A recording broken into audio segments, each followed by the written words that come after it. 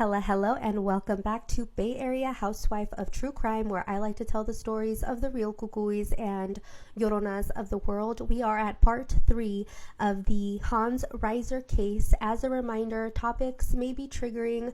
Viewer and listener discretion is very strongly advised. The people mentioned are innocent until proven guilty in court. With all that being said, grab your hot Cheetos and let's dive back in. Bev raised her one and done at 6979 Exeter Drive in Oakland, California.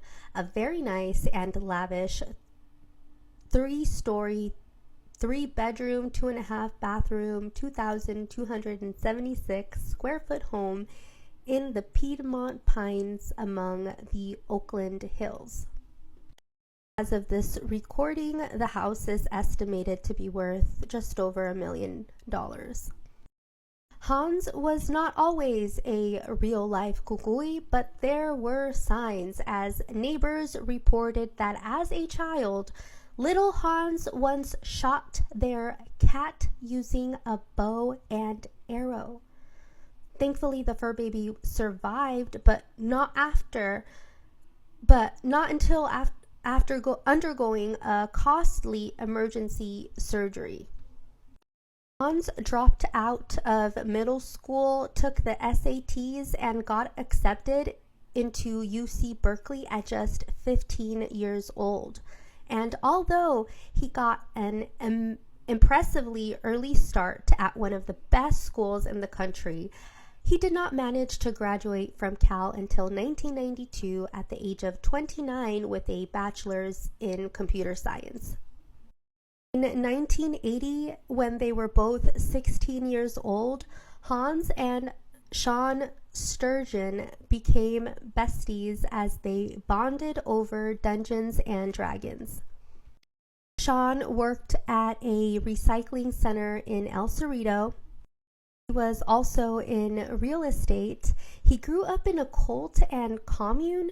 Sean suffered sexual abuse at the hands of his mom's friends. Sean's dad was a Korean War veteran who worked as an X-ray technician. Sean was openly bisexual and into BDSM.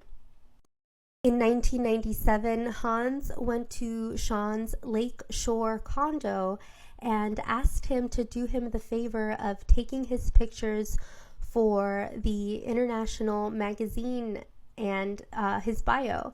Sean said, "Say less, queen," and got to styling and posing his tenured bestie just right.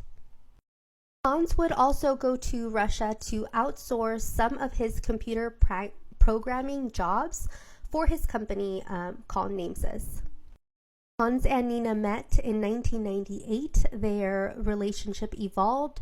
They fell in love. Meanwhile, she graduated from medical school, and on one of Hans' visits to Russia, she became pregnant in January of 1999. When Nina announced that she was pregnant in February of 1990, many, especially Hans' dad, grew suspicious and wondered how a medical doctor, an OBGYN who specializes in women's health, would forget to take her birth control and accidentally conceive a baby. Like I said, it would have been a hit on 90 Day. Hans and Ramon were so narcissistically egotistical that they truly gossiped about their conspiracy theory that Nina was a Russian spy or government operative sent as a decoy in order to control and seize and get access to Reiser SF. Their wedding ceremony was intimate and eccentric. The wedding invitation read as follows: Dr. Bernard Palmer and Beverly Reiser cordially invite you to celebrate the marriage of their son Hans Reiser and Nina Sharonova, May 15th, 1999, 12:30 p.m. at their home. Costumes and extravagant clothing encouraged. If the weather is beautiful, we will caravan to the nearby labyrinth for the ceremony. It's an easy walk, but bring comfortable shoes. If the weather isn't beautiful, then the ceremony will be in our home. Nina was 5 months pregnant. The weather was beautiful, and dressed in traditional Indian attire, a then 35-year-old and 24-year-old couple, the then 35-year-old and 24 couple drove to Sibley Volcanic Regional Preserve.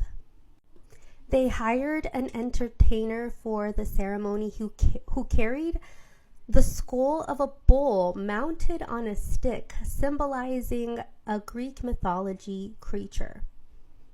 Since Nina was new to the U.S., not knowing anyone, she asked Sean to be her maid of honor. Sean dressed in drag, and his girlfriend wore a suit and served as Hans' best man. When the guests got back to the home, everyone ate and drank while a belly dancer Shakira'd away around the living room. Nina's mom, Miss Irina Sharonova, did not attend her only daughter's wedding because she was not invited. To her, it was no big deal, as she got to see Nina pregnant with her first grandchild 2 weeks later. As Hans was unable to attend the visit to Russia, he sent his friend and fellow judo buddy Artem Mishim with Nina to accompany her and I guess watch her on this trip. In June, Hans filed paperwork with U.S. Immigration in order to sponsor Nina on a marriage visa. Hans listed being self-employed through his company Namesys, earning $43,808 per year. Calculating inflation today, that would be equivalent to $84,356. Hans asked Nina to sign a prenup that they had to sign before and after they got married. The prenup was signed before the wedding, but the couple forgot to sign the prenup after the wedding, and as such, the prenup became legally invalid on August 15th of 1999.